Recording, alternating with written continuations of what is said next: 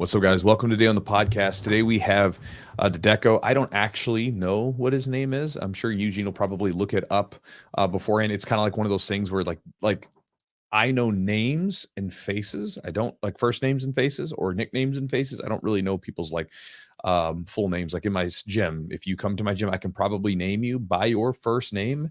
And I'll always remember that. But if you said like, what's their last name? I probably don't know. Are you ready? Yeah. You ready for this? So I made a guess. Yeah. It's Andre Luis Gomez de Almeida. Damn it. Dedeco is a way of saying Andre in Portuguese. Okay. The name was given to him by Master De La Riva, Almeida's first instructor. Cool. So I was like, I meant to get Almeida or something. Almeida like or Silva or something like that. But yeah. So we have Dedeco on here. So I met Dedeco originally at the Origin camp just a few months ago. And, for me as a guy that, helps run a podcast, anytime I come across someone that's like super positive, energetic, talkative, that I can have a conversation very casually with and very effortlessly, that's someone. And then obviously they do jiu-jitsu. I'm like, well, that's a guy that I would like to have on the podcast. And so he's kind of like that. He's very much, he's a talker, and he apologizes for multiple times on the podcast, which I had to no, it's like, don't apologize for that. It's a good thing. Right. I'm sure because again, I'm sure it's the same way with me. Sometimes I get angry at myself because I talk too much. So for instance, one of the, if you ever when you read about stoicism, one of the practices, right, is you write in your journal and you write about something you want to work on. Okay. And it's a repetition thing where you write about it to sort of keep it in your mind, to keep working on that. Right. So let's say if you get really angry about something that is silly, then you write about it. There's no reason to get angry about this. When you read Marcus Aurelius's Meditations, part of that is him just going through that again and again, right? Well, mine is just shut up and listen a little bit more, because I have a tendency to talk because of what I do for a living. I talk in videos. I answer questions in videos. When people come into the gym, I'm basically giving them performance, bringing them, talking to them. I talk on a podcast. And so sometimes in conversations, I have to be really conscious of don't just go into Chewy mode, just dial it back a little bit, right? Because my default is to do that. And so I think that Dedeco's probably in that same manner, where he's probably so used to talking all the time, where then maybe he gets into conversations damn, I just talked way too much today. But for this format, that's perfect. That's what we want. But no, good jiu-jitsu, really fun guy to be around. And so it was a pleasure meeting him at the camp. And so I wanted to have him on the podcast. And so with that, we got him on the podcast, and you guys can listen to him. Again, he's one of those guys in similar vein to, we had Alexi, one of his friends on the podcast, who trained with him back in the day. And Dedeco kind of comes from that same cloth, where he trained with De La Riva back in the day in Brazil. He's training 36 years ago, back before it was even a big thing in Brazil, right? So mind you, was non-existent in America. And so we get into some of those old stories from his start in Brazilian Jiu-Jitsu. And we get into kind of just different things about how Jiu-Jitsu is now compared to what it was like back then, the good and the bad, all that kind of stuff. And so hopefully you guys enjoyed the podcast. Hopefully this is entertaining. And there's several gyms to take away. Also, if you're a gym owner, we jumped on the podcast and we just started going. We normally start, hey, this is the podcast, and we kind of prep them for it. But I mean, as soon as we got them on, boom, we just started rolling. So it was perfect. But when we start this podcast off, the first few minutes of it are really good for a business owner or a gym instructor, something to sort of keep in mind. At least I did. I took some good lessons away from it. So hopefully you guys do as well. So anyway, and hopefully you guys enjoyed the podcast. Big thanks to our sponsors for helping make this podcast happen. Charlotte's Web. You guys that have been listening to us, you know that Charlotte's Web is a CBD that I use. I personally like. Eugene uses it. Again, for me, it's part of a recovery regimen, and I typically use it on days where I've started alternating, just because, again, it's just my own, I'm always tweaking the way that I use things. I've been alternating in it and using it primarily on days where I'm really roughed up from training. Right now, I'm kind of in the middle of a weight cut, which is a gentle weight cut. We're talking 1 to 2 pounds a week weight cut. And I've been training more because I want to do a competition in the next couple months. And so I'm getting back into normal shape. And so with the increased volume and a little bit of food lessened, sometimes my body gets a little banged up. And so it's one of those things where it helps kind of just, take the edge off a little bit, at least for me. And I feel like it helps my recovery when I go to sleep at night. And so again, you guys can try it out and see what you like with it. I know Eugene uses CBD earlier in the day. And so again, you can kind of play around with the different timing of it and see what you think and what seems to be kind of your jam. But again, there's a lot of cool benefits from it, a lot of anecdotal stuff, and they're still doing more and more studies on the products to see what they can find out, scientifically, because there's always like the anecdotes and people's experiences, and then like later on the science comes out. So for instance, like with coffee, I really don't drink much coffee until at least like an hour and a half, sometimes 2 hours after I will wake up. And most days I work out, right? I work out first and then I'll drink coffee afterwards. One, because it can help absorb the nutrients faster that you take in for your post-workout meal. But also there is a thing for me, at least, and this is how I discovered it. This is like 5, 6 years ago. I started doing it and I called it earned coffee, because when I would drink my coffee after my workout, when I would drink it, I felt better. Mm-hmm. I had no crash off of it later.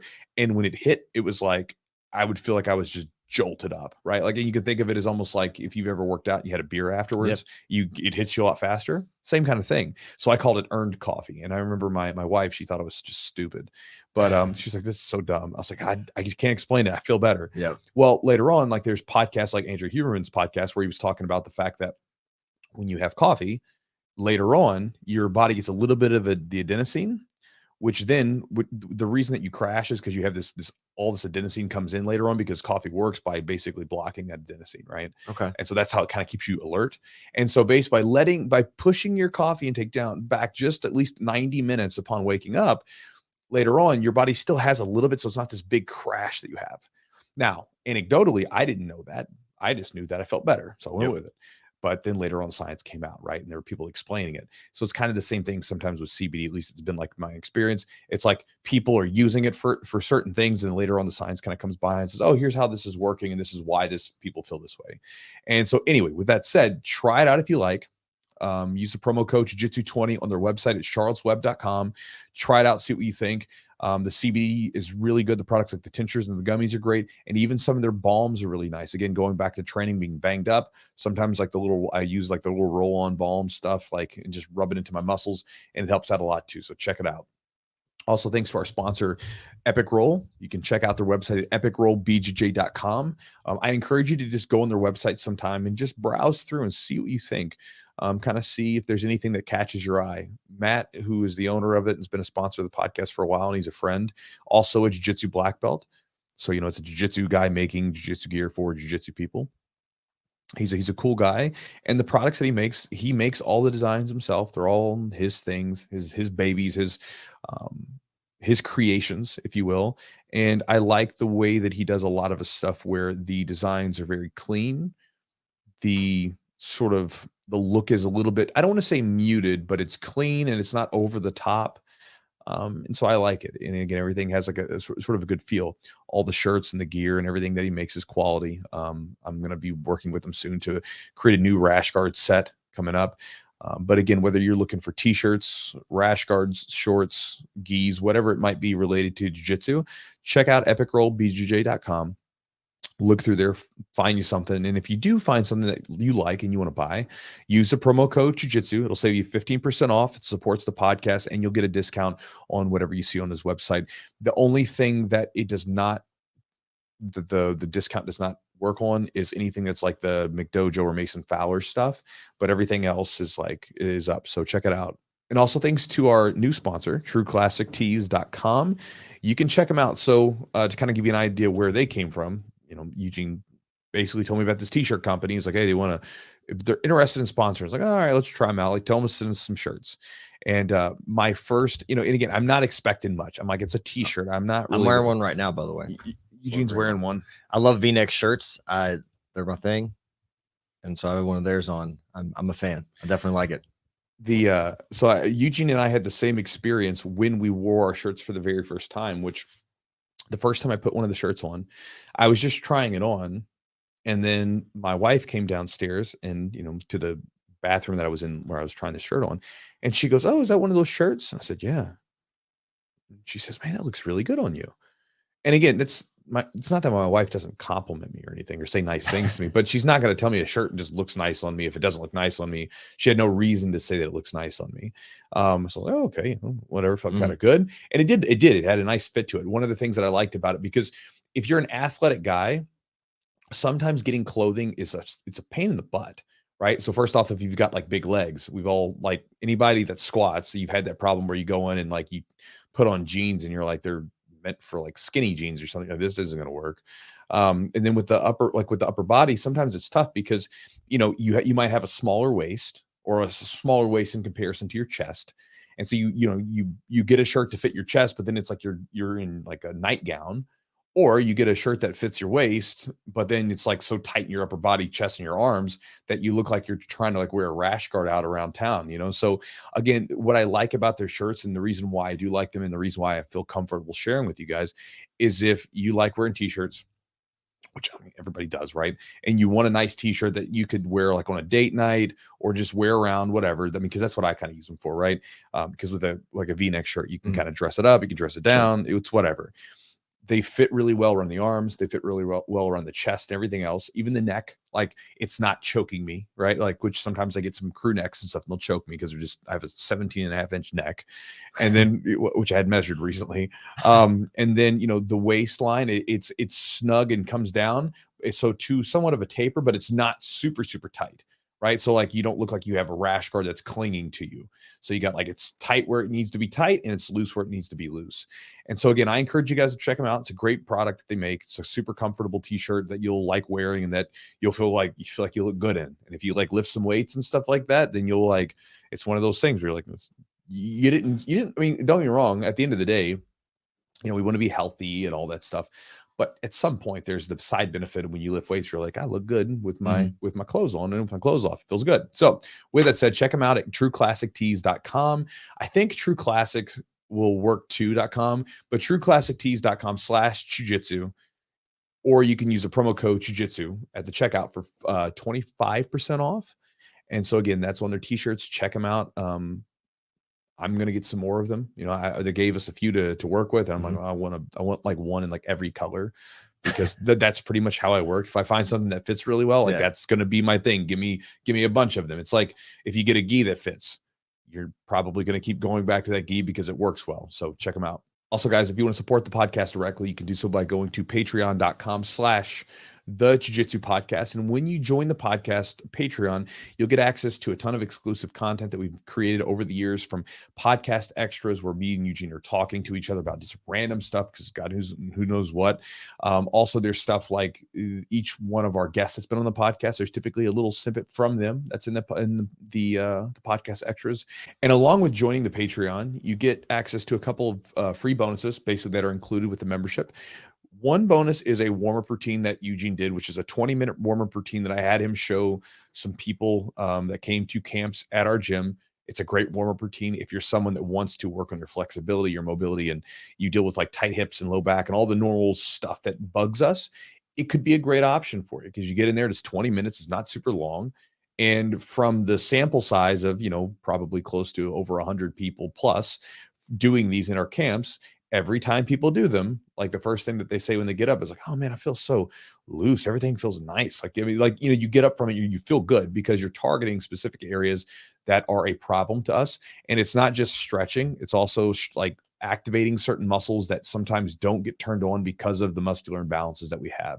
And so Eugene will show you how to do that. And you can always extend those exercises and those stretches for a deeper effect at some other point. But it's a great warm-up routine that you use at home or for competitions or whatever it is that you want to do. And then along with that, you'll also get a seminar that I did, which is a gi and no gi seminar. So it's a 2-in-1. It was a 2-day thing. And basically what I did is I showed some of my favorite gi techniques and favorite no gi techniques. And when there was crossover between them, when they were like the same thing, I showed how you would adjust the grips from one to the next. Each one of the techniques that I show in there has been used in competition. Some, in fact, have been used to help me win big matches and things like that. And so again, I show those to these people. And back then you would have had to, it was like I think it was an $80 fee, plus you would have to show up for the seminar to get the recording. And so you can get the recording as sort of a bonus just for joining up on the Patreon. And again, if you want to get the bonuses plus all the exclusive content from the previous podcast episodes, you can do so by going to patreon.com/the Jiu-Jitsu podcast. And last but not least, guys, if you want to join the Chew Crew email list and get my daily emails, where I go into everything from philosophical ramblings, book recommendations, give you offers to products that I don't release anywhere else, You can do so by going to my website at chewjitsu.net/join, JOIN. When you do that, you'll get a little website that'll pop up. You'll put your email address in there. Boom, I'll send you back the free ebooks. You can have access to them, look at them, learn from them. They go into things like drilling, game planning, and even some at-home study strategies that you can use. And then again, from there, you'll get my daily email, which I send most of the time Monday through Friday. Sometimes I'll send on the weekends, but again, you get that email, which has good tips. And again, join the thousands of people that read it every day. And again, at any point you can unsubscribe, but that's a free offer to you from me as well. So anyway, guys, with that said, let's jump into this podcast with Dedeco.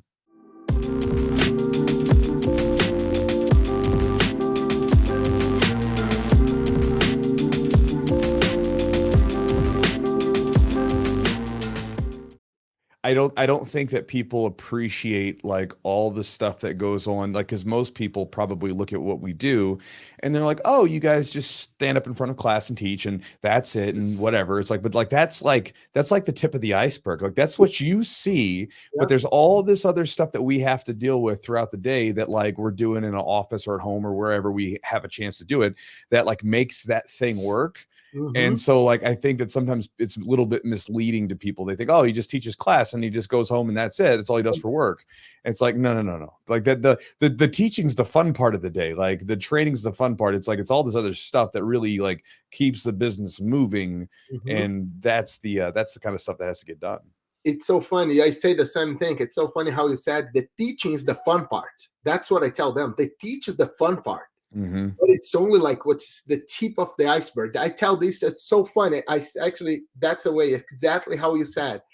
And yeah, and when I have people like come over to me, like, you know, some people do in a very good way, some people do in a little, you know, not so great way. They tell me they want to open schools, like they're very open about it. They're like, hey, Dedeco, I want to open a school. I want to, you know, I have this dream, which a bunch of people, they do the right way, you know, talking to you, like maybe asking your opinion, because, you know, we didn't start yesterday. So we probably made so many mistakes already that we can help in them. Right. And I tell them, I say, hey, man, if you want to open a school, what's the reason why? Because you really think it's really fun teaching, right? But let me tell you, that's 1%. Yeah. So if you want to open just because you think it's fun, you should think twice, because it's a whole other monster animal behind that, you know, to make your school successful. And then sometimes they're like, yeah, and then we start helping, and other people know, they just look you there, said, hey, man, you know, I can do too. And I'm always, okay, good luck, go. What's one of the wrong ways you see, like just kind of going behind your back? Or 100%. That's the biggest mistake. The biggest mistake I've seen. It's like, I mean, I had a dream to have, I never want to be a teacher. I ended up there, you know, someone, De La Riva put me there. I never had the dream. I didn't, when I started Jiu-Jitsu, my only thing was training Jiu-Jitsu and compete. That's it. I didn't want to open a school, and I started very slow, like help, because I was always at the gym. So De La Riva always put me to help. Hey, can you help the kids class? Can you help this? Can you help? So I was helping. And my friend, Alexei, he opened a school in my town. So the town that I live in, the town that I grew up in Brazil. And so I was always at his school too. And when Alexei couldn't teach, he's like, hey, Dedeco, can you cover a class for me? And I was always covering. I didn't want to teach. Then Alexei moved, and De La Riva didn't have anyone to put there. He's like, hey, man, it's your town. Can you just help? And I actually said, I don't want to get paid. I don't want one penny, because I don't want to teach. I don't want to be a teacher. Guess what? Here I am today. That's interesting. That's funny, because that was like kind of what happened to me. Like when I started coaching, it was because I was just always at the gym training. And then like, you know, my coach was like, hey, like I need someone to cover in for me for a day, or I need help with the kids class, or whatever, you know, and I didn't ask for any money. I was like, I don't need to get paid. I'll just do it, whatever. And then eventually that kind of led into something where even when I started teaching, I remember I started teaching because I think I heard Lovato say that when you start teaching jiu-jitsu, you start to get a better grasp of understanding it, because you have to like show it to other people. And so you can't just be like, well, this is what I do and just do the movement. It's like, you have to like say, well, this is why I do this. And I have to grab this grip, and people are going to ask questions to it. And so you have to explain why this is. And when I heard that, I started teaching one day a week, exactly for the reason, because I was kind of selfish. I just wanted to make my jiu-jitsu better.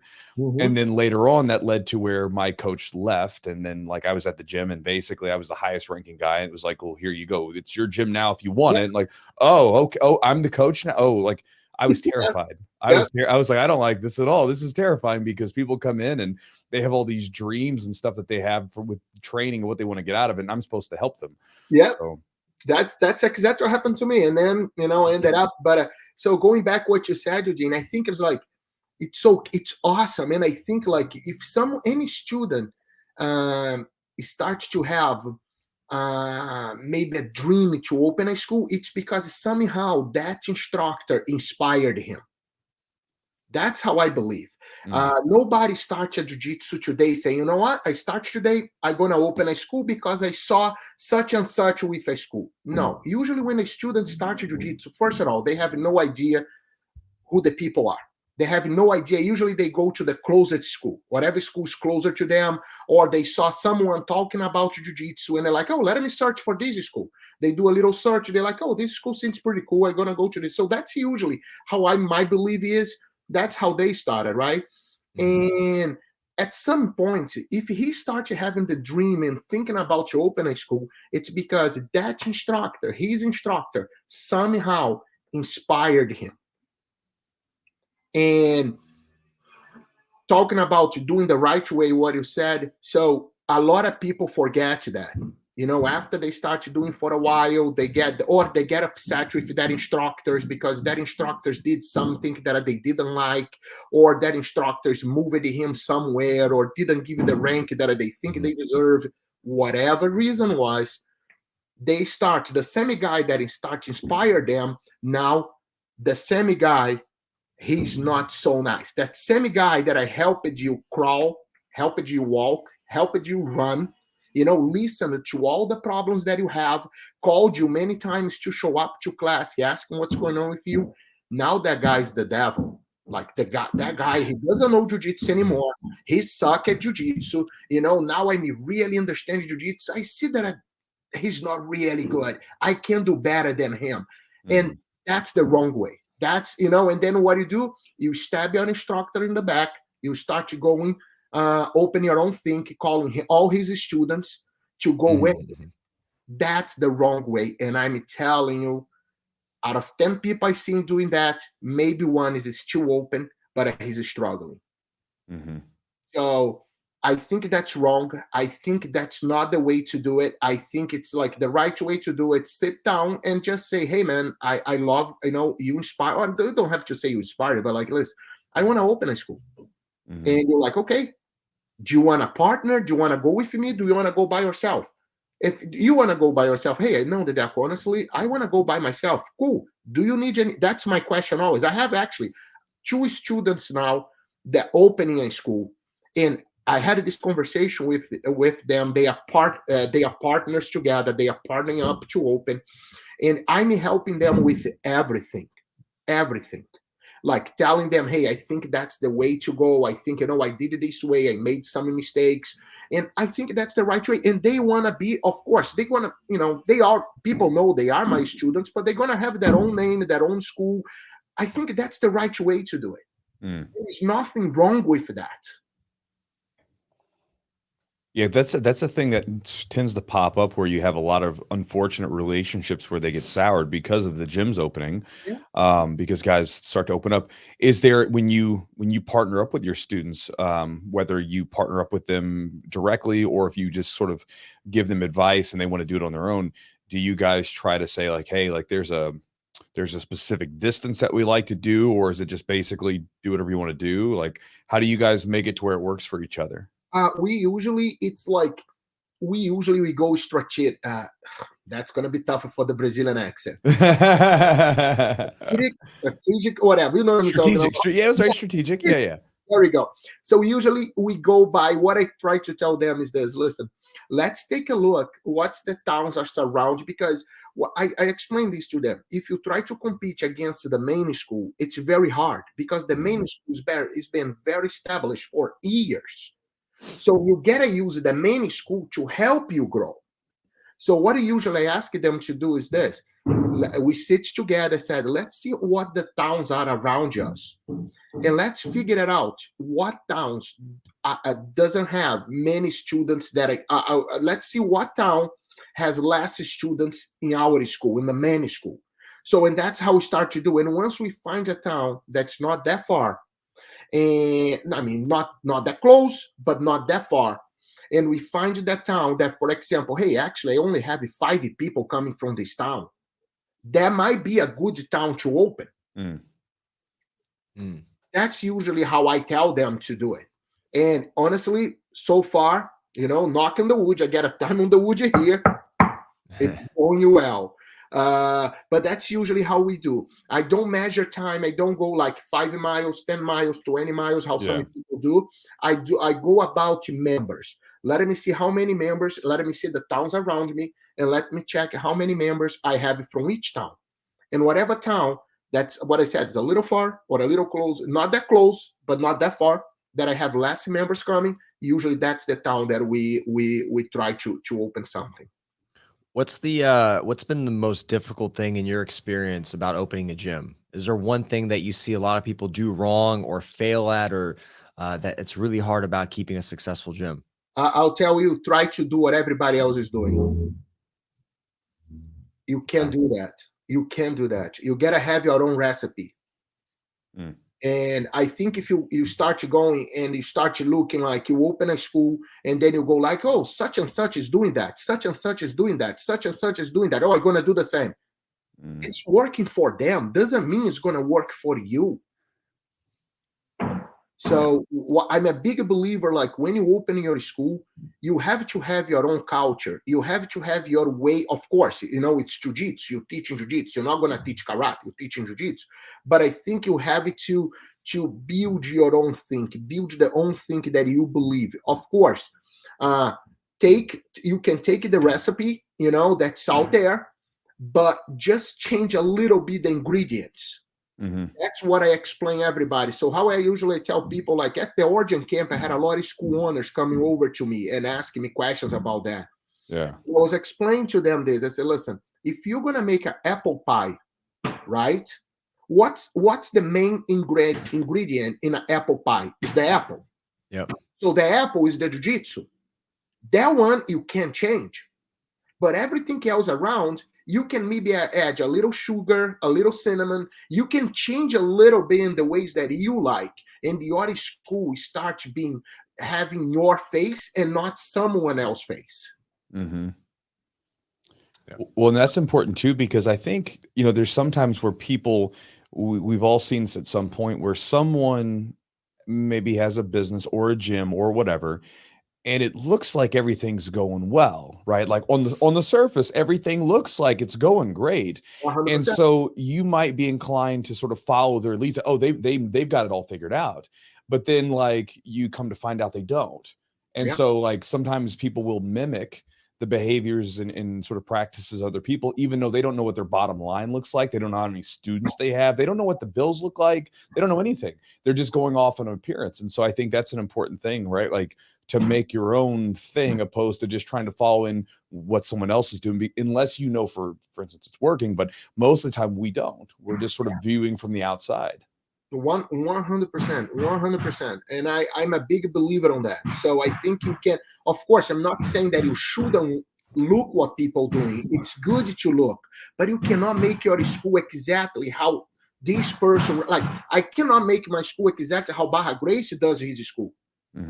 That's not me. That's not how I am. I think like it's very important to build your own way, have your face at the school. It's my opinion. And I tell this to my students. I said, listen, you're going to open this school, the recipe is Jiu-Jitsu, the Jiu-Jitsu that I taught you. So the main ingredient, it's going to come from our lineage. right? Comes from De La Riva, Liborio, comes from Carson, De La Riva, Liborio, myself. I said, that's our main ingredient in your school. But your school needs to have your face. You cannot make your school exactly like mine. You can't, because it's not me. I'm not there. Mm-hmm. You got to make yours look like yours. And everyone that has done that so far, they doing very, very, very good. And I'm a believer on that, big believer. Well, I mean, and that's like even like jiu-jitsu techniques, right? Like if we learn an arm bar, and we try to do the arm bar just like our coaches showed us, right?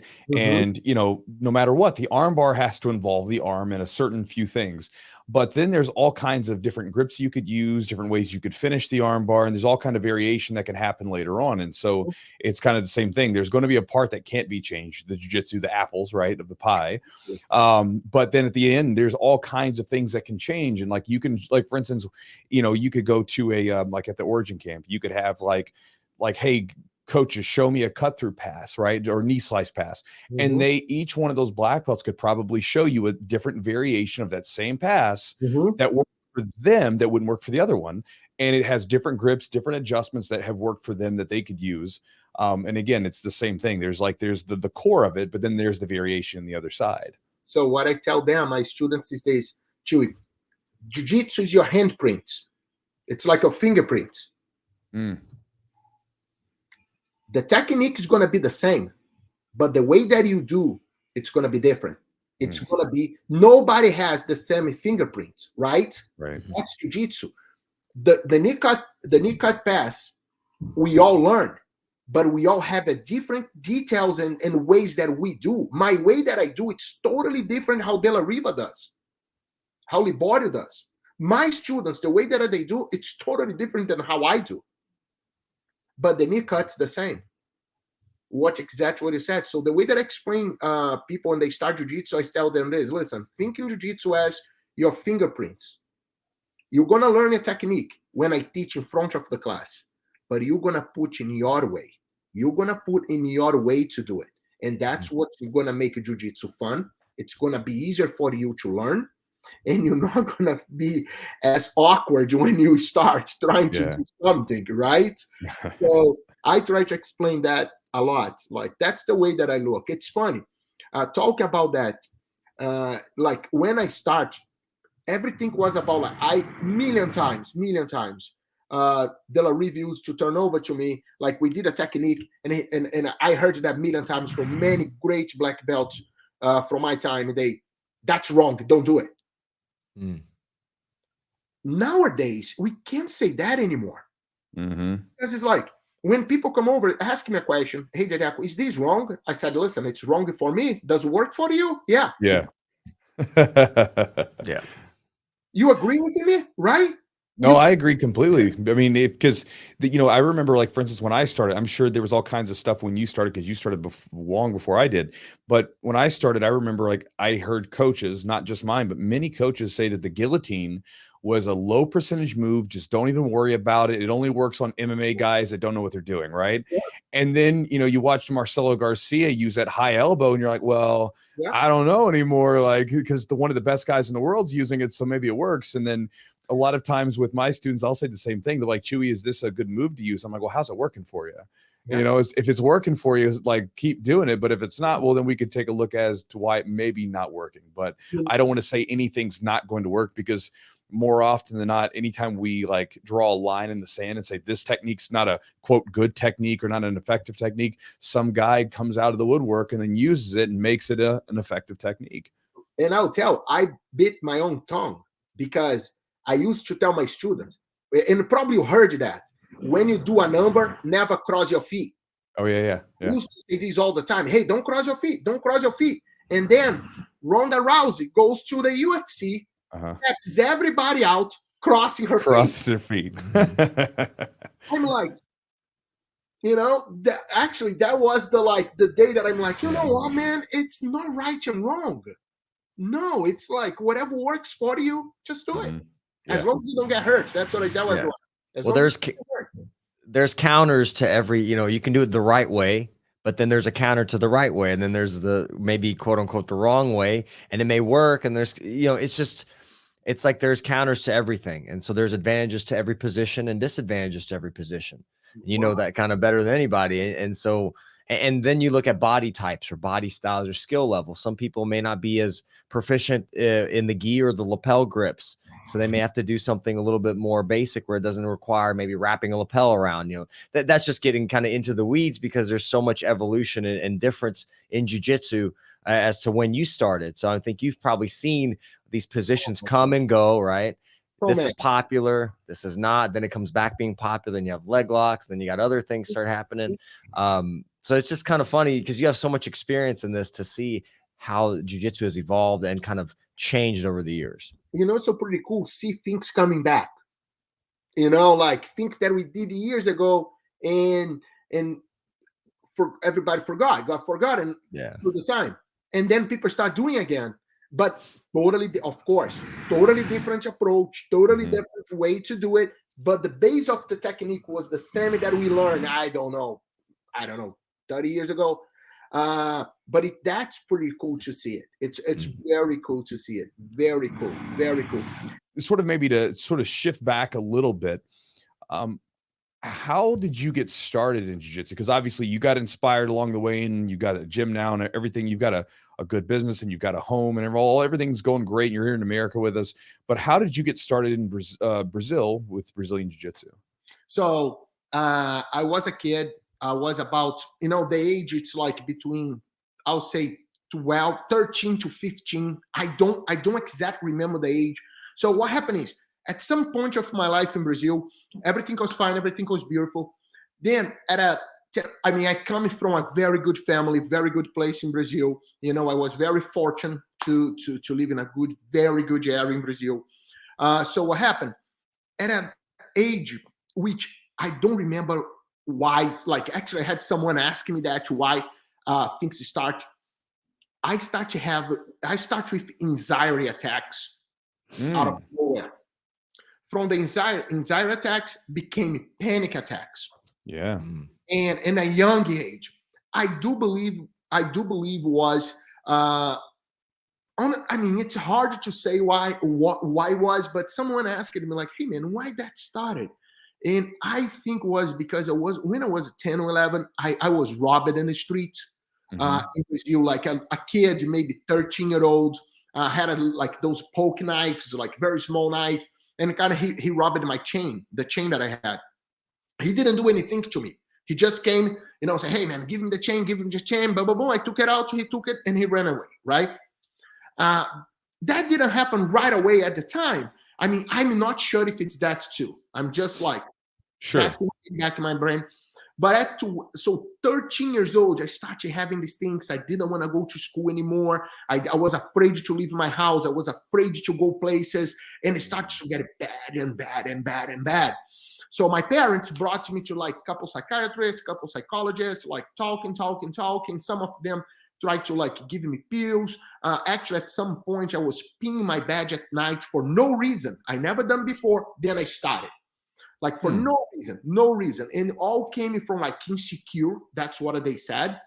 One of the psychologists sat with me in the room and was with me, I remember, for an hour. And he made talking to me. He made me draw. My parents were there. He told my parents to wait outside. And when we finished, he walked my parents in. And he welcomed my parents in. And he's like, listen, I want you guys to try something. I want you guys to try bringing him to this martial art called Jiu-Jitsu, to a martial arts school. And then my parents are like, no, that doesn't work. We try these, which they try karate, they try judo, they try a couple things. I think taekwondo, and didn't work. And they're like, no, that didn't work. And he's like, no. This one is different. I want you to bring him to a jiu-jitsu gym. And when he said that, my parents didn't know what jiu-jitsu was because it was still a very small community. So I didn't train, to train in my town was very hard. So to find a place, right? So still a very small community. We're talking about 35 years ago, 36 years ago. And that's how I ended up starting. I started training jiu-jitsu. Then slowly, the changes came. like little changes. Like I didn't feel my parents felt. So like first one, I was going back to school normal. And the second step, I mean, I might be missing a couple things here, but then step was like I start to walk in the street again, like no problem. But I'll tell you this that I remember. After 6 months not being my badge anymore, it like my life looked like my life went back to normal. That's interesting. So like I got into wrestling and eventually jiu-jitsu for the kind of the same reason. So when I was about 12 years old, I got jumped. I lived in a rough neighborhood and I got jumped by, it was a 16-year-old. I think one was a 17, 18-year-old. So it was like 3 dudes. They broke my nose and they hit me with a bat. And I remember it was like 3 houses down from my home. And I remember afterwards, like the same thing. I didn't want to go outside. I didn't want to go to school. If I even went out onto my porch, like I'm looking around constantly, like, scanning everything. And I remember I had similar stuff. And when I got into wrestling, I remember all of a sudden it was that same kind of thing where all of a sudden I didn't really mind going to school. I wasn't so afraid all the time. And it was very interesting to hear you say that. Cause I'm like, yeah, I went through the same thing. What do you think? Because obviously you tried karate, tried taekwondo, things like that. What was different for you, you think? Because obviously, this is just us sort of thinking about it from experience. What do you think what was different from, say, like the other martial arts that you've done to jiu-jitsu that actually helped you become more confident and become more secure in yourself again? Man, Chewy, it's funny. As you were asking me that, many people, I had many people asking me the same question.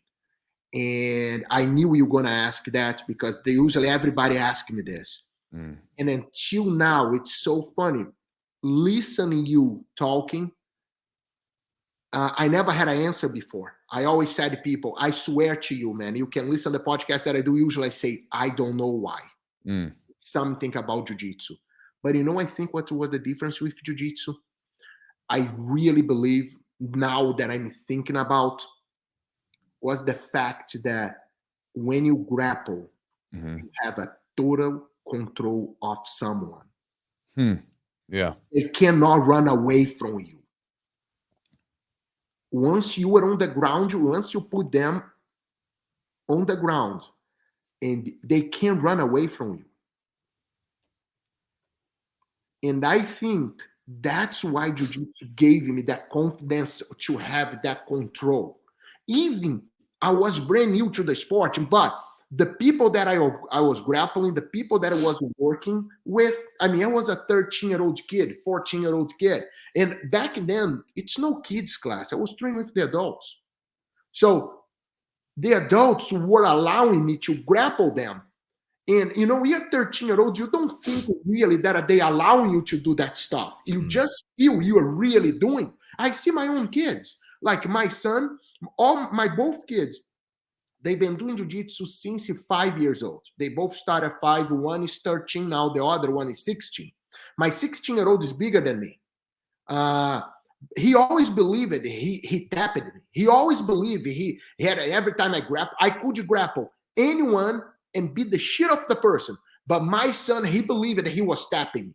He believed like when he was 14 that he was really sweeping me and tapping me. Right? He stopped believing that a couple months ago when I said, okay, Lucas, now you're bigger enough. Now I'm going to grapple you. Okay. Oh, God. But it's funny. It's so cool that we are talking about this now because I was able, like, that's what those guys did to me. I think I did the same to my kids. I built that confidence. Like, if you have a 14-year-old coming to your class, how the adults grapple them? Usually they let them play, they grapple on their level, right? Right. So the confidence that thing gave it to me, and now I saw the confidence that thing gave it to my son.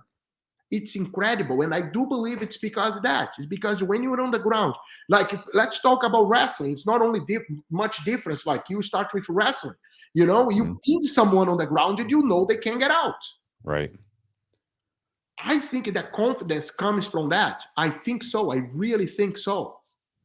Yeah, I believe that. I think that, one, when someone's rolling with you, I mean, like, especially when you get going, like, they're really going. That's real. That's not just Real. that's not a kata. That's like a person that's really going.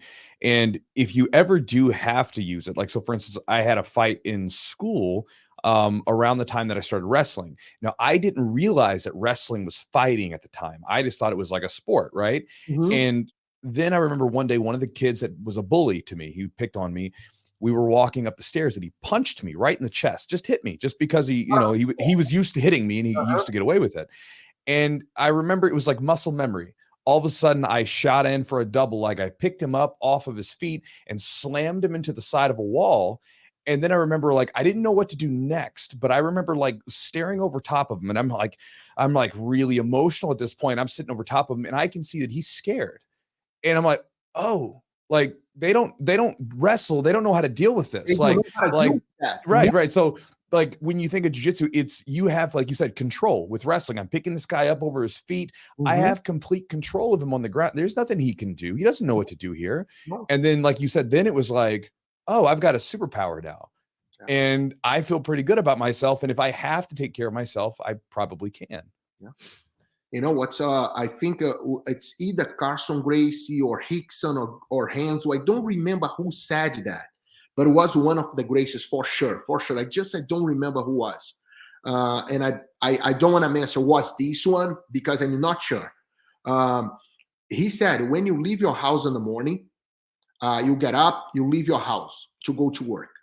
You might forget your wallet, your keys, your coat. If you carry a gun, but you never forget your jiu-jitsu because the jiu-jitsu walks with you. Doesn't matter where you go. If you walk into a grocery store, your jiu-jitsu is right with you. If you walk into a coffee shop, the jiu-jitsu is right with you. And it's 100% true.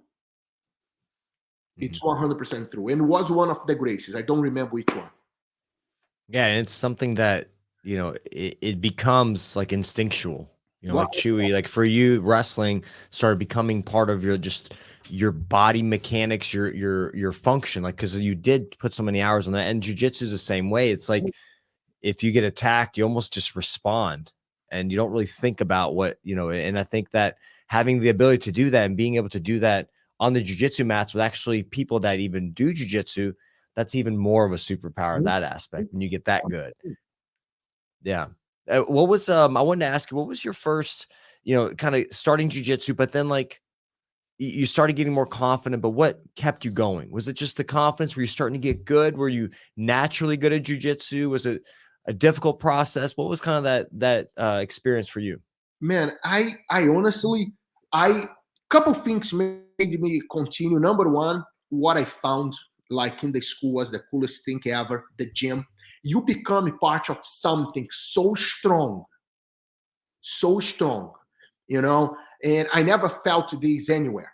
I had a lot of friends that, it's I do believe it's the toughest age in your life. Like 13, 14, 12, 13, 14 is that age that, everything matters, everything, oh my God, yeah, right?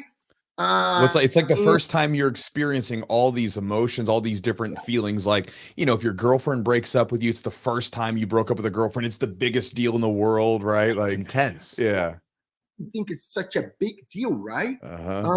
So I became a part of something so strong, so strong.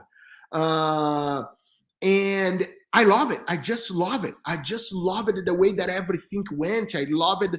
I'm not sure if I was good right away. I don't remember because what happened is I started jiu-jitsu, it started very slow, like everybody else. Like I started like maybe twice, 3 times a week. But I remember a year later, I became like kind of maniac. Like I the only thing I want to do is jiu-jitsu. I want to train in jiu-jitsu all day. I was training all day. I missed the school for 3 months to train in jiu-jitsu.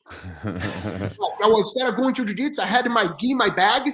I was telling my parents I was going to the school. No, I was going to jiu-jitsu because my training, De La Riva training was 7 o'clock in the morning. That's the class that I used to go. So he used to have a class at 7 o'clock in the morning. He used to have a kids class at 10, and then he used to have another class around noontime. So I was there for all three. And it's just like I start, you know what it is? It's like the challenge. I think the challenge of jiu-jitsu is what kept me coming back. Because every time I was like, man, I did a little better today. It's funny. I don't remember many things. Like if you ask me about competitions, I don't remember a bunch of shit. I don't. But I still remember the first time that I really tapped someone in a class. I remember the technique. I remember how it was. I remember how the setup was. And it was real because I was going against a kid like probably 15 years old, and was real. Wasn't an adult letting me do it, which I thought they were allowing me. But I felt the first time that I really fought for something and I won. Talk about superpower too. Come on, how are you going to feel about that, right? Yeah. I remember. Do you remember your first submission? My first submission. I remember mine. I remember I remember my first submission against a guy who was like, because in the beginning, like, I remember some random stuff, but I remember the very first submission I hit against a guy where I came in and like, I remember this was after I've been training for a little bit. My coach, this was like the coach's like best student at the time. And like, he expected me to like just get beat by him. And I submitted him with an armbar that I watched like Minotauro Nogueira do. And then like in a video, and I was like, so I remember that one vivid. And that was like within my first few months of training. I had a triangle from close guard. I remember it. Mine was Americana from Mount. So nice. I watched the kid in Americana, and he went to grab his hands like this, and I switched for the armbar. Nice. Do you know what I'm talking about? Oh, yeah. Classic move. On the other side, I still remember everything how happened. It's crazy. The feeling is, I think, more than anything, that I think the feeling, like, holy shit. Like, number one is I did it, and then number two, it works.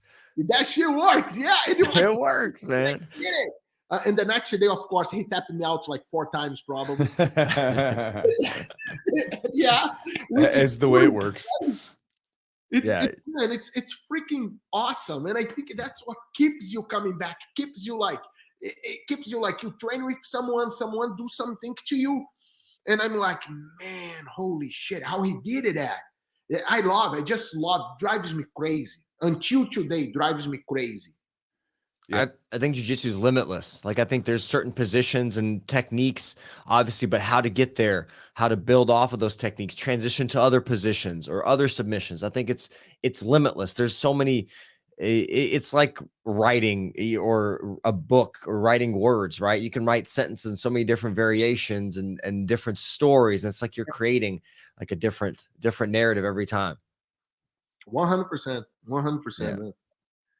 So what was training like in Brazil? Because obviously you kind of alluded to it earlier that like, it wasn't this, it's still not a massive sport, but it's getting bigger. And especially in America, like it's getting big enough to where like, I mean, you have like, for instance, like I'll go to a store sometimes and someone will say, hey, I watch your videos. Oh, cool. Where did you hear about? Well, I started getting into jiu-jitsu because I listened to Jocko and then I listened to Andy Stump and then I found jiu-jitsu and I was, it's grown to where this thing where it's gotten so much bigger than just like a small niche of people. It's starting to grow off where people just do it.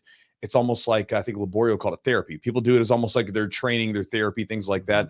But what was the training like back in, the old days in Brazil where you were, where it was still very, very small? And, not many people really knew what it was. What was that environment like? So I came from the time that every Friday we used to have something called taparia. Taparia. What was the old Vale Tudo with your open hands on your speedo, beating the shit of each other. Now, think about a 14-year-old getting slapped on the face by a 30-year-old. How much confidence you get from that? No kidding. Yeah. So that's where we're coming from.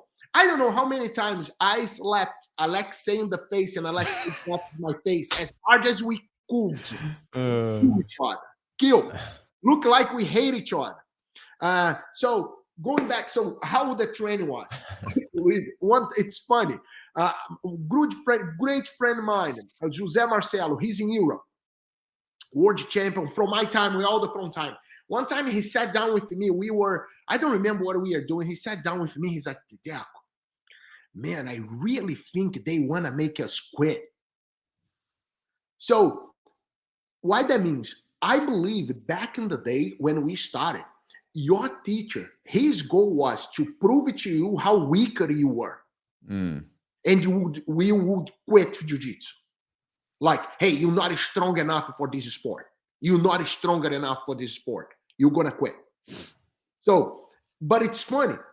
That's not how they welcome you to the school, like nicely, hey, come in, hey. But as you get in, I believe they start to like, as you train, as they see you, they're like, oh shit, this one is going to be a good one. You move it to this side.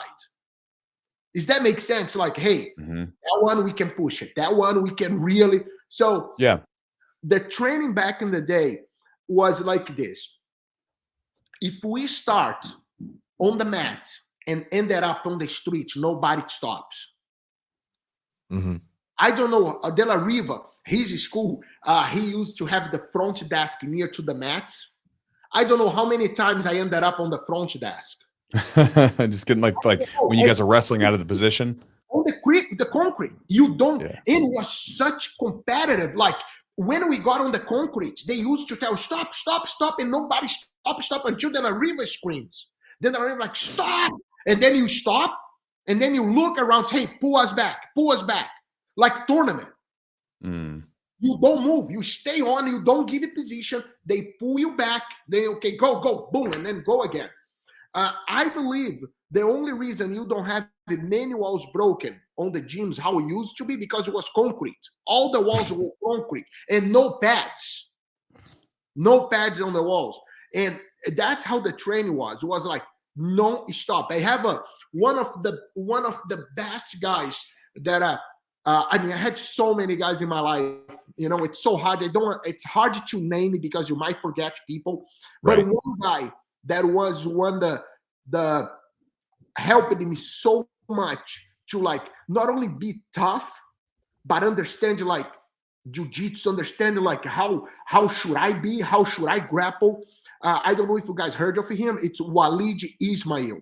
Oh yeah. So Wallid, he was a brown belt. He was purple or brown. I don't remember. I think he was brown. He came one time. Everybody knew I was a blue belt. I was this blue belt that starts like, winning tournaments here. So people start like not talking about, but people start to like, hey, De La Riva has this blue belt. De La Riva has this kid, this blue belt, the Deco, heavyweight, blah, blah, blah.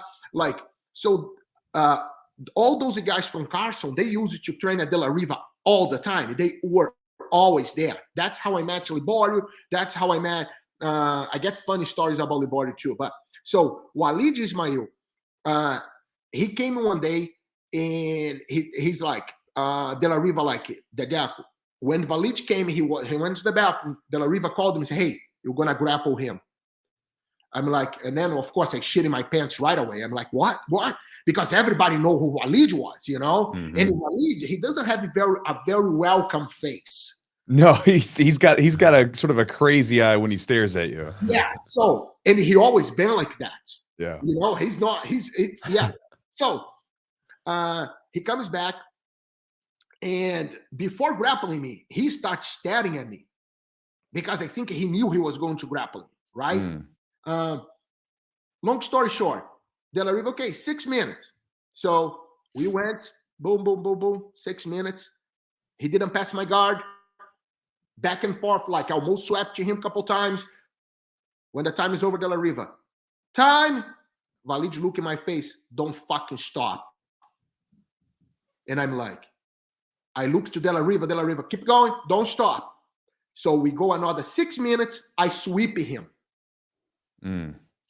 Then I'm on top, and then he reverses, boom, he's in my guard again.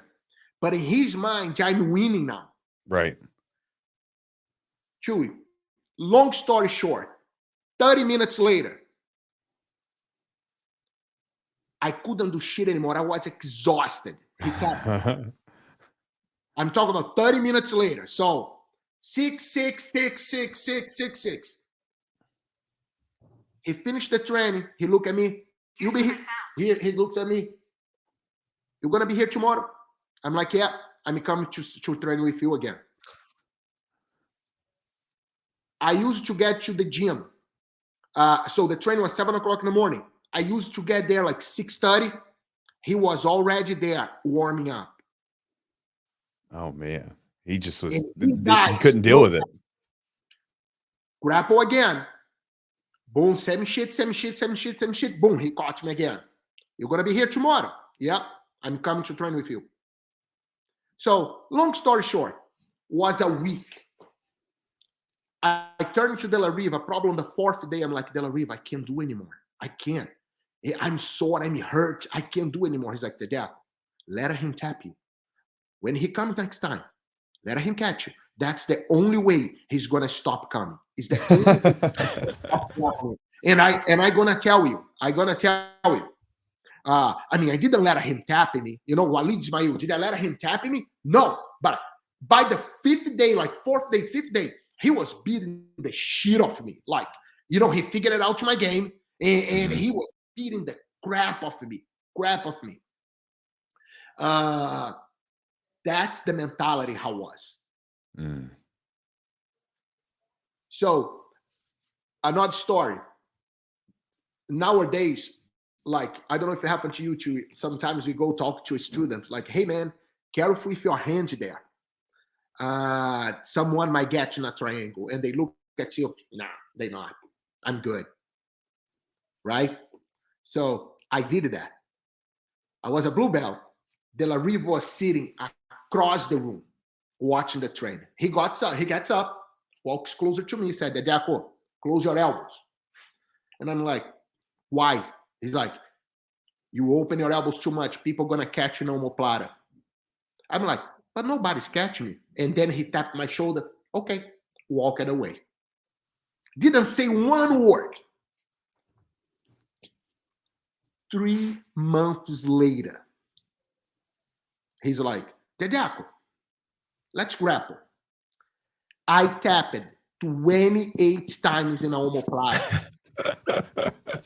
When the training finished, I was devastated. He tapped my shoulder again. Close your elbows.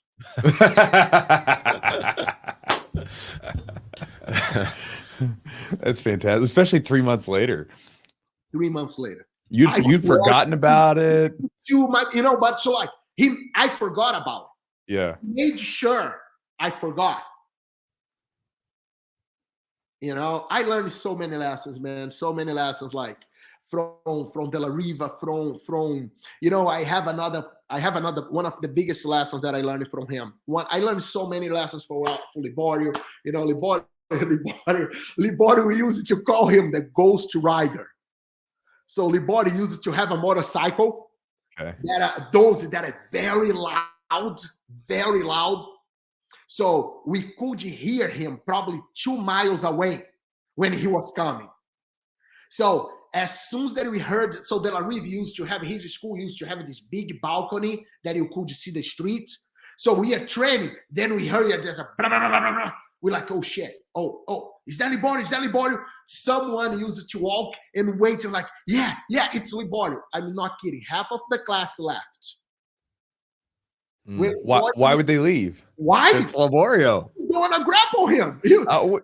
But I mean, like, you take your licks with it. Was he because obviously Liborio now, he's like this like, like, it's almost like, when I met him up at the orgy, he's this nice. Yeah, he's all nice and kind of whatever. No! Was he wild back in the day? No, man. No. Grappling Liborio? You freaking kidding me? You kidding me? I've been talking about that. I was his victim. For many. You know Formiga? Yeah, Formiga, yeah. He was a 13 years old, yellow belt maybe. Mm-hmm. So Liborio came to our school in my town. Right? The school that I remember I told you I took over from Alexei. Alexei left. So Formiga was a 12-year-old kid or 13-year-old kid. I don't remember when. So Liborio said to me, hey, Dedeco, I'm going to visit your school. I'm like, man, have Liborio in my school? You kidding me? So I told everybody, Liborio show up. He trained with everybody, including me. He beat the shit off everyone. But what he did to Formiga was today Liborio would get arrested for. He's like, for nigga 13-year-old finished the match with Liborio, he had bruises all over his face. All over. So Liborio grappled a 13-year-old the same way they would have grappled like a black belt towards champion. Oh man.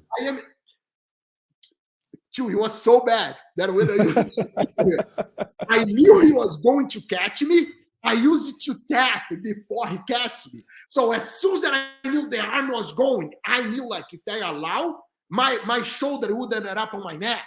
So as soon as he pulled him like tap, tap, and he used to get mad. He's like, I didn't caught you yet. Why are you tapping? It was Liborio, man. Liborio, I'm telling you, when Liborio shows up, half of the school leaves. That's hilarious. Yeah, I'm telling you. You can ask these stories to anyone. So when Liborio used to compete, people used to go watching him, not to see how the fight would go, how long the guy would last. That's how he was. He was incredibly strong, technical, aggressive, and submission. That was his game.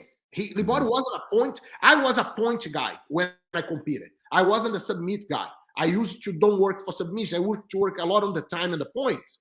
Liborio was the kill, like come to kill. That was how his goal was. That's how he was.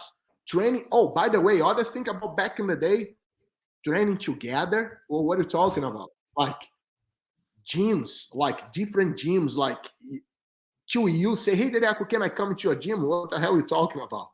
Yeah. No, you were my enemy. You know, don't get me wrong, not out of the mats. Mm-hmm. The bond was like the bond out of the mats. Like if we were somewhere and we saw a jiu-jitsu guy in trouble, we would have jumped in. Mm-hmm. Doesn't matter what school he was from. But on the mats, he was my enemy.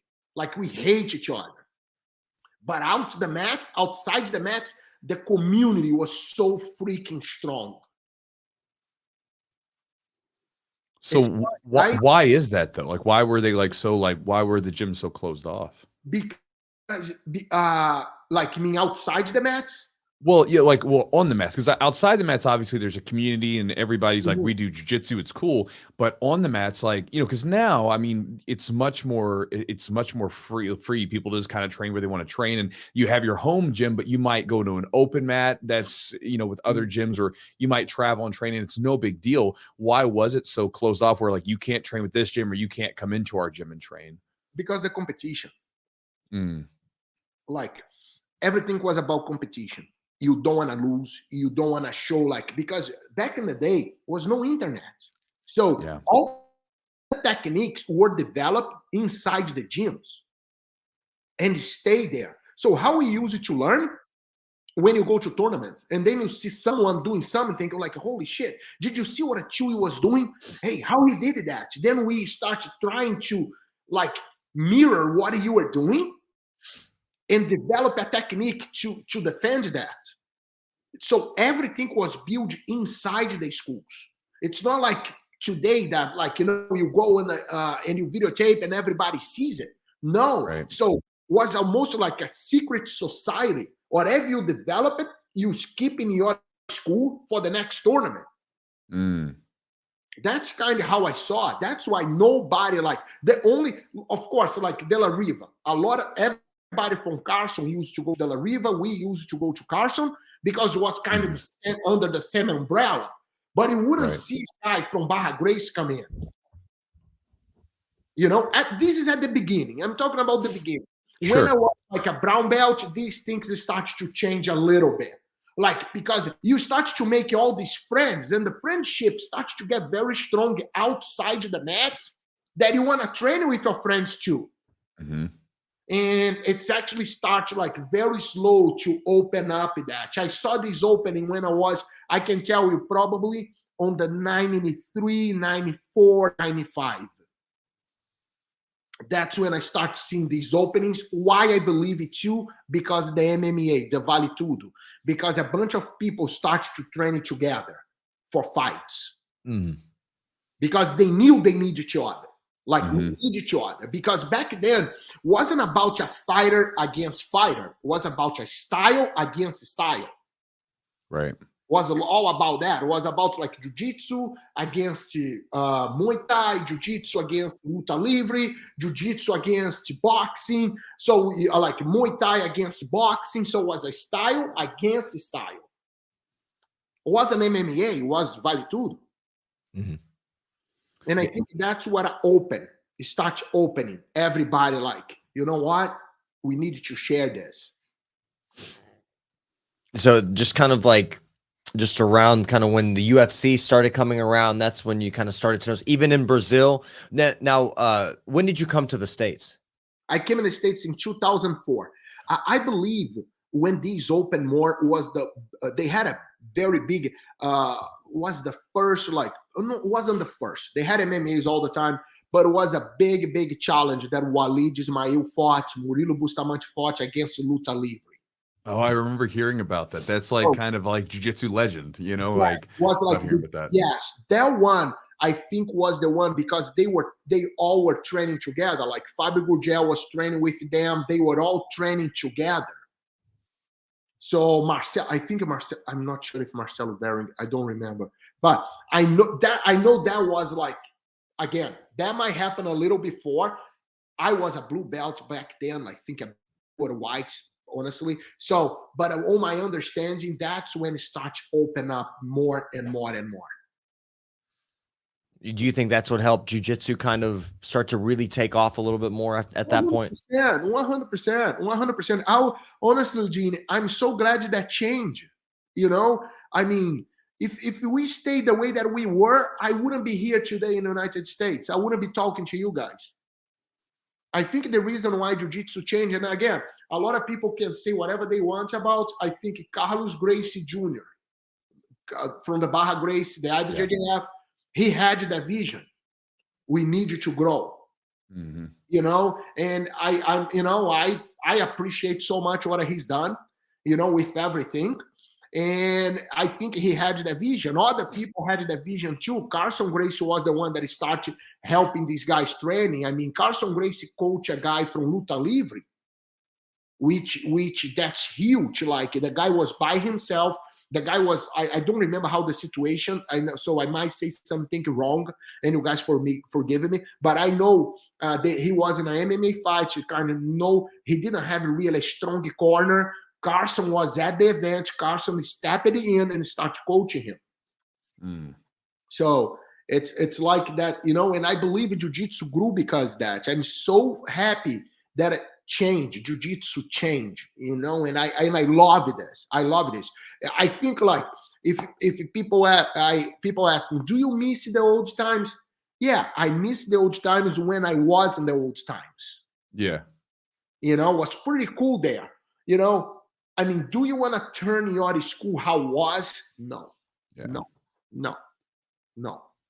It would stagnate. I mean, it would never grow to what it is today, basically. No, man. I think, you know, jiu-jitsu today, it's way more welcoming to everybody. You see, like, you see that I see a huge, I don't know if you see that in your school, Chewy, but I see a huge change on the age of jiu-jitsu. You find way more mature people. When I mean mature, I mean people over 35, 40 years old, looking to start jiu-jitsu, want to train in jiu-jitsu.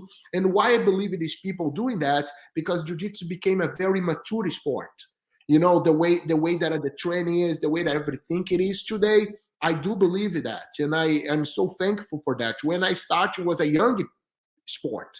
You know, you had to be young. It was very hard to see someone at 40-year-old starting jiu-jitsu. Right.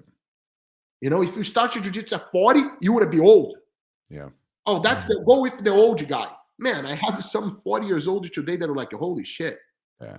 You know, especially the way that, I mean, because even I didn't go through what you went through, but even when I trained, I remember it was just like the very first day that I came in, I'd wrestled a little bit and we rolled. And I mean, I was getting put in knee bars and all kinds of submission locks that I didn't know anything about. And you get thrown to the meat grinder. And I mean, you know, people are just getting the crap beat out of them. And, you know, if you didn't get injured, if you didn't get beat up too bad, you would stick around if you were tough enough, you know. But I always think about there was probably a lot of people that could have been good if they would have had a little bit more sort of like focus on like basic beginner stuff. And sort of basically, I think of students a lot of times in like 3 different sort of categories broadly. There's some students where it doesn't matter how you put it together, they're just not going to do this stuff. It's not for them, and that's okay, right? It's not for everybody. There's some students where it doesn't matter how you package it or how mean or rough you are. They're going to love jiu-jitsu and they're going to be obsessed with it. And we kind of fall into those kind of categories, right? Like we're just a little different. But then there's those people, and I have several of these students that are now really, really tough, where they're in the middle, where it's like, if you give them a good experience and you get them enough time, they're like a diamond in the rough. If you give them enough time to get them up, you'll turn them into one of these crazy people that's obsessed with jiu-jitsu that becomes really tough and really good. But at the same time, if you just chew them up like a dog toy, they're going to end up being pushed the other direction and go, you know, this isn't for me. And I think that a lot of people inhabit sort of they're that place. And so if we can do something to pull them over here, you know, that's where a lot of those 35, 40-year-olds and all that stuff there, if you bring them up right, you can turn them into really tough people. Like I just promoted one of my guys who's 50 to black belt. He started when he was like, I guess 40 years old or whatever, came in and he, you know, and he's tough as nails. I mean, he's 50 years old and, you know, you put him up against anyone half his age and he'll probably beat the crap out of him. You know, it is what it is. I agree with you 100%. Everything you said, groups, everything. Yes. And I love that. I love that change. I love to see how jiu-jitsu today.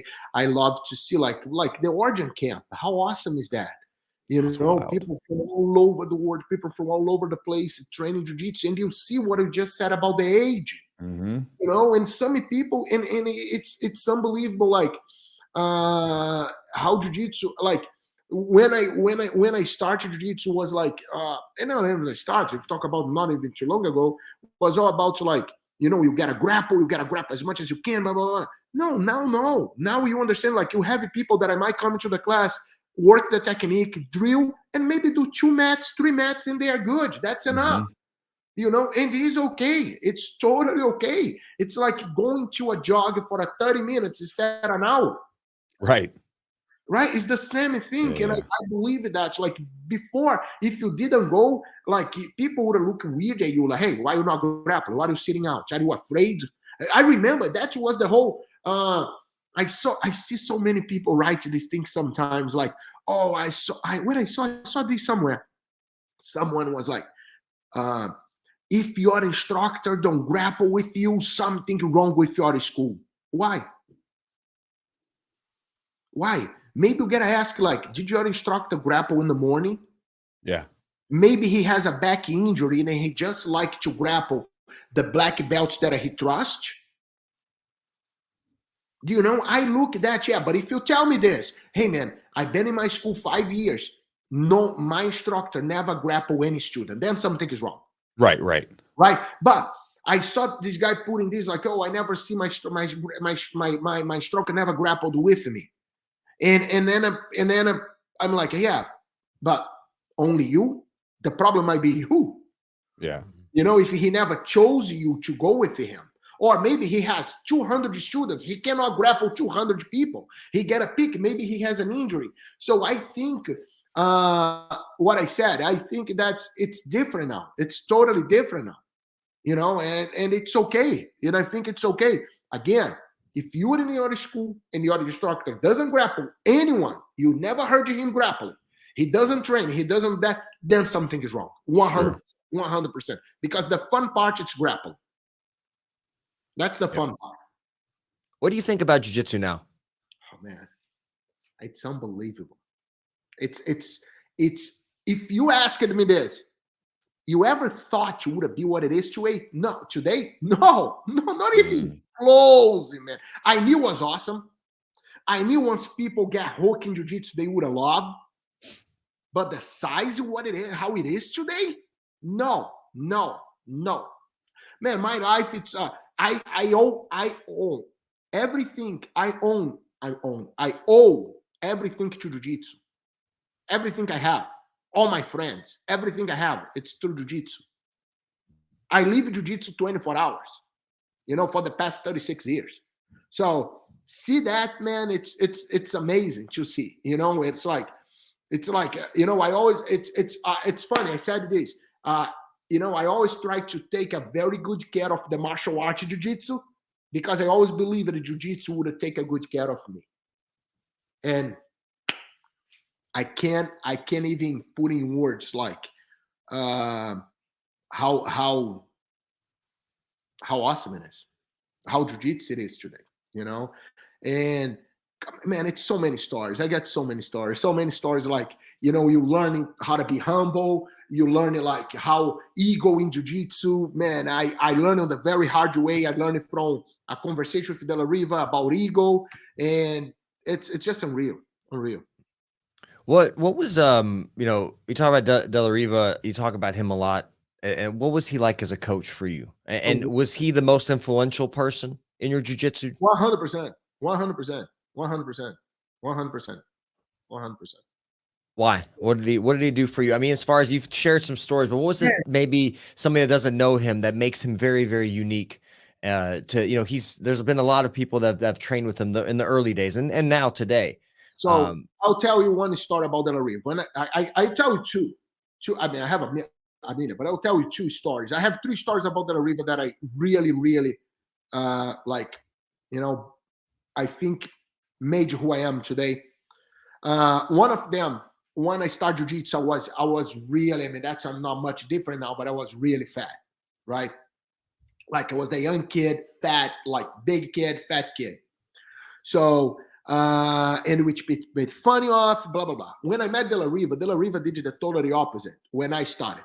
After he was joking, he was bullying me. But the first time he did it to me, he's turned to me, he's like, man, you were a big kid. You're going to be really good at this. That's what he said. He didn't tell me I was fat or was that. Man, you're a big kid. You're strong. You're going to be good at that. So once I start training with him, after a couple months, he's like, listen, Dedeco, you're doing very good. You know, your game is awesome, but you don't have to. But if you lose a little weight, you're going to be way faster than you are. It's going to be easier for you to do some techniques that sometimes I see you struggle with. But listen, your game is good as it is. But if you want to, it's up to you. I started losing weight without losing weight. Right. Does that make sense? Yeah. Then, as I started losing weight, he started like, man, if you lose a little more, now you can do this. So in a slowly process, like I lost, I don't know, man. I don't know. I used to fight at I was a heavyweight. But when I started jiu-jitsu, I was like an ultra heavyweight. So I lost a lot of weight off that. That's his way to do it. De La Riva, that's the beginning. When he got to know me, no, then was like brutal. Then was jokes, everything. But that was his way of helping you. Always like with positive, always with love. I have two more, another story with De La Riva. One time we were walking the street in Brazil, him and I was a blue belt, and I was already lost weight. I was winning tournaments. I was the kid coming up already. So we are walking. Then this guy coming across to us, he starts staring at us, right? And he was staring at De La Riva, like, but really staring like kind of face. And back then, he used to have a lot of, like, De La Riva everybody loves De La Riva. Everybody always speaks so highly. De La Riva is like a guru, you know? And, but I didn't know what it was. But the guy was really staring at De La Riva. And then I start staring at him, at the kid that was coming towards us. And in my mind, I'm like, shit, I'm going to have to jump in. I'm going to have, like, that. Listen, De La Riva is on my side. And I mean, that's how cocky I was, right? I was thinking about, I was going to jump in to defend De La Riva, right? But that's the mentality. Like, your teacher was untouchable, right? So as we walking, we got closer to the kid. De La Riva goes, extending his hand. Hey, how are you doing? And the kid like, stop it. Hey, how are you? Blah, blah, blah, blah. Then we walk it. Then I turn to him. I say, Dalla, do you know him? He's like, no. I said, what do you mean? He's like, no, I don't know who he is. I said, why did you talk to him? He's like, he was looking at me. So I said, hi. You get what I'm saying? Mm-hmm. Like, whatever mindset that kid had, he broke him just with a smile and saying hi. So that's one of them. Another one, it's when I was a blue belt. By the end of my blue belt, so what happened was this. I won all the tournaments that I competed in a blue belt, right? So I was winning everything. I was doing really good in tournaments, in the gym. Like I was doing very good. But I never heard from De La Riva once. Good job. When I won tournaments, every time I won, I went to talk to him after. It was all about like, he almost got you in this. Why did you do that? And I'm like, De La Riva, I just won. And he's like, it was always about like, why did you do that? Why did you not listen to this? Why? So even when I won, he always had something to tell me. Was never like, hey, great job, man. Congratulations. Never. You can ask Alexei the same question. Never. He never told us that. Never. And that kind of bothers me. Like he never said anything. And then all the guys that I fought, like they start getting belts and get ahead of me. And like my belt wasn't coming, the purple belt wasn't coming. I was like, fuck. So one day I decided to say, De La Riva, I need to talk to you. So I called him. It was me and him only. And then I started crying and I started like screaming and telling all these things. You never said anything. You never did. I competed these tournaments for you. So I started like really like going the tantrum, like talking. Maybe I was talking for 20 minutes. I don't know. Crying, talking, yelling, back and forth, angry. And De La Riva is just shaking his head like this. So he's like, do you finish? I said, yep. And he's like, you are unbelievable. He's like, you are so good. Your jiu-jitsu is amazing. It's a pleasure to watch you compete. You are the best student that I have. And he starts to telling me all these, and I'm like, oh shit. And the last words was, how does your ego feels now? And I'm like, holy shit. He's like, is your ego feeling really good right now? Now go back to the mat. So that's De La Riva. Very cool. We could probably, and I know you got to run. So real quick, we didn't get to a lot. We'd love to have you on again sometime. I know you're very busy, but we'd love to have you on. I'll do it. I'll come back. It's just like, guys, sorry. I talk so much. I know that. You know, that's the point. That's why Chewy. There's nothing to be sorry about. That's why Chewy said we got to have Dedeco on, because he's stories. He's gonna, the fact that I met you and it was so easy to talk with you is the reason why we would want to do a podcast. If I talked to you and it was like pulling teeth, I'm like, well, then I probably don't want to do a podcast with you, because then it's you're making our job easier, because it's like, hey, Dedeco, tell us something, and then you go off and you tell us some fun stories. It's a good time. Thank you. It's so much fun. Yeah, it's fun for us to hear this stuff. Like being, obviously Chewy's trained. How many years have you been doing jiu-jitsu? About 20 years. 20. I've been training like 14 years. And for me, like when I started, it was always this cool new thing, and then when you started, it was this just kind of in its infancy, so to hear the stories of how it's evolved and the people that we read about and hear like these crazy stories and it's just it's special. I think it's special for people that get into the jiu-jitsu now to hear kind of some of the history of jiu-jitsu and where it came from. I think it's powerful. I think it's important to know that stuff, and you guys have made an impact and helped jiu-jitsu become kind of where it is. I think it's a huge thing. Thank you. And I'll tell you guys get so many fans. I told you that at the camp. My students loves you, man. I gotta bring you here. I need to bring you here, sir. You guys gotta come. They love. They listen to the podcast. It's awesome. Crazy. It's crazy. They're huge fan of you guys. Huge fan. Many of them. I'll tell you. So coming back from camp, nobody asking me about Jocko. Everybody asking about you. That's awesome. I heard about somebody being at camp, and you were somebody that knew you at camp that used to train with you back in the day, and he was just so surprised at how much people were kind of happy you were there. So it's very cool. I'm not Chewy. I'm not saying that you're mad. I'm telling you, I came back. Everybody like, how is he? Dedeco, is he really nice? How he is? And I'm like, man, whatever you see there is true. It's not, you know, it's a lot of like, you know, like personas, like, you know, characters there on the videos, everything that when you meet the person, that's what I say about Jaco. I say, guys, what you see, it's who he is. Yeah.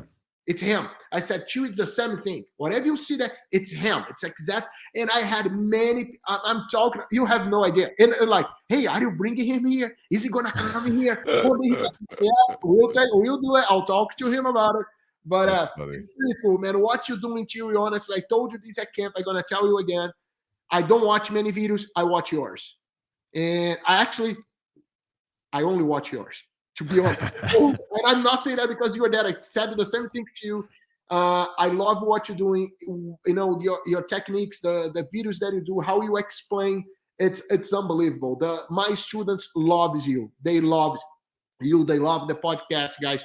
Thanks for helping Jiu-Jitsu. You know, thanks for spreading the love, spreading this awesome martial art to everyone. Thank you very much. Appreciate it, buddy. Appreciate it. Dedeco, real quick, where is your gym located? If people want to get a hold of you, train with you, is there anywhere you'd like for them to kind of reach out? So we have, I'm in Massachusetts. We have 2 locations. One is in Weymouth. It's all on the South Shore. One is in Weymouth and one is in a Pembroke Marshfield. It's right on the line, but they can go on the website. It's dedecobjj.com and just call us, you know, and have fun. The phone on the website, it's mine. So if you call, I'm the one that answers. Nice. Don't tell people that might start calling you, bugging start calling just to chat with you. It's very cool, man. It's very cool to speak to you, to meet you. And Chewy had just nothing but great things to say about you as well. It was very cool. I was very excited for this podcast. And yeah, thank you. It's so nice to meet you guys. Thanks for being so patient. I know my time, it's crazy, but listen, I'll do it again. I love it. I love it. Thank you so much for the opportunity. Thanks so much. Appreciate it, Dedeco. Dedeco, thank you, man. Have a good one, brother. Thank you. Bye-bye. All right, guys. So hopefully you enjoyed that one. That was fun. It was interesting to keep, like, there were several things that he like touched on that he had in his life that I also had in mind. Like you had this weird thing where you had a traumatic experience that sort of took away your confidence and you gained it back through grappling and through, you know, challenging yourself. And then there were other experiences too, where like, you know, some of the stuff they went through, I'm like nodding my head. I'm like, I had the same type of experience, different sort of specific circumstances, but same type of stuff. And I think it's interesting. And the honesty, like he shared some pretty honest things, some vulnerable things. It was very cool to hear that. And like, you know, he's this well-known jiu-jitsu guy that, you know, has trained so many high-level athletes. And he's like, you know, like dealt with some of these things that maybe everybody has, but you don't necessarily associate with someone that's achieved the level. You're like, oh, well, you know, sometimes those people are maybe always dealing with anxiety or certain conditions, but he was showing you how he was able to overcome some of those things through jiu-jitsu, which was just awesome. Yeah. I mean, they're human at the end of the day. I mean, exactly. you know, anxiety is one of those weird things where like a lot of people that get it, it makes them feel kind of weird or weak or whatever. Yeah. Right. Like so many people suffer from it. Maybe not all the time, but at different times. Sure. You know, I mean, I have too. Yeah. I think everybody has. I think in some way it's just staying, I don't want to even say in control, but being able to kind of manage it in a way that kind of works for you, I guess. Yeah. You know, for me, like I've realized like with my anxiety that I've had before, like really it comes from like weird stuff. And I can't even really, sometimes I don't even know where it comes from. It's more of like a delayed effect. If something really stresses me out, it's like in the moment I'll deal with it. And then like later on, it might be a week or a month or whatever. All of a sudden that's when the anxiety hits me. And I'll have this thing where like I'm anxious and I'm having like, I've had panic attacks before. I'm like, where is this coming from? Everything's fine. Like my life is fine. I'm okay. I'm fine, but something is going on. And then it takes me a little bit of digging and takes me a little bit of control, sort of doing different stuff to get past it. One of the things that I've sort of, at least for me, is that like when it's happening, I can't control it. Right. There's no control. It's like, you know, like there's for instance, there was a thing that you hear a lot of times in jiu-jitsu where people say like, just relax. People can't relax. Like you know, we've all said it at some point, and it's a dumb thing to say. It is, because people like when someone's nervous system is going wacky, whether they be from an anxiety attack or even when you're rolling and you're brand new to training and you have no clue what's going on and your body's like, I don't know what's going on, but someone's trying to choke me and I don't know what I'm supposed to do. You can't relax. It's impossible. You just can't. But you can always make yourself breathe. Yeah. And by focusing on breathing, you can relax. And so a lot of times with anxiety, I'd have to like really focus on my breathing and get that in control, because most of the time when you start to like get really tense or when you don't relax, you typically can almost like watch you can feel around your stomach and like the sensation, or around your chest or your muscles. And there's a lot of times tenseness and rigidity. If you can get rid of that, a lot of times then the relaxation comes. You can't force yourself to relax, but you can force yourself to breathe. Yeah. And that tends to help me out. But anyway, cool podcast. Great guest. Hope you guys enjoyed it. Guys, as always, thanks to our sponsors for helping make this thing happen. So you can listen to us every week, or you can binge listen to us if you're finding us for the first time.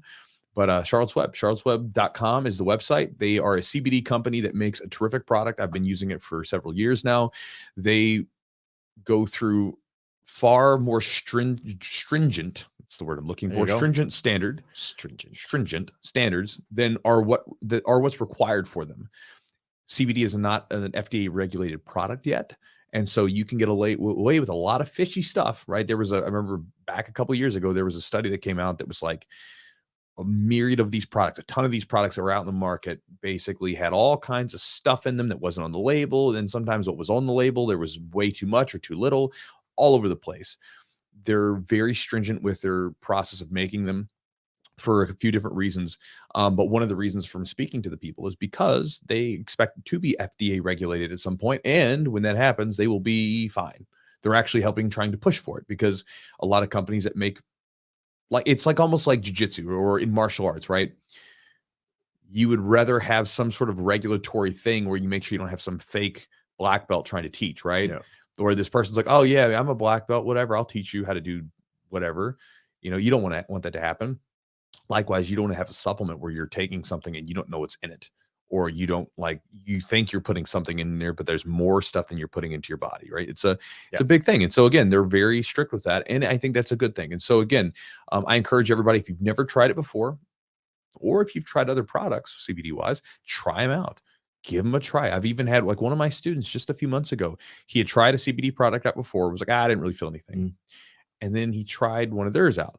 Just was like, I'll give it a go, whatever. I think I had a sample. And he was like, he started talking about some of the things that he had noticed throughout the week, but then it was like he wasn't putting two and two together. And after I was talking to him, I was like, you think it's that? You think it's because you started taking CBD? And he's like, huh, maybe it was, right? And now he takes it regularly. So again, whether you have never tried the product before, or you're maybe tried something else and you want to sort of give something else a go to their website at charlottesweb.com. Use the promo code Chewjitsu20 for 20% off the order, and give it a try. Also, thanks to our sponsor, Matt at Epic Roll. EpicRollBJJ.com is the website. Matt makes gis, rash guards, shorts, t-shirts. I mean, the whole thing. Anything jiu-jitsu related that you can wear, he probably makes, even fanny packs. Which, if you guys see me out there, I usually have if I'm out and about traveling, I usually have my Epic Roll fanny pack. But again, if you guys want to check out some of his stuff, if you're thinking about getting some gear, or you're getting an itch to get some gear, I like his stuff. He makes really good quality products that you can wear for years. I've got several of his rash guards that I've been wearing, and they're still going strong.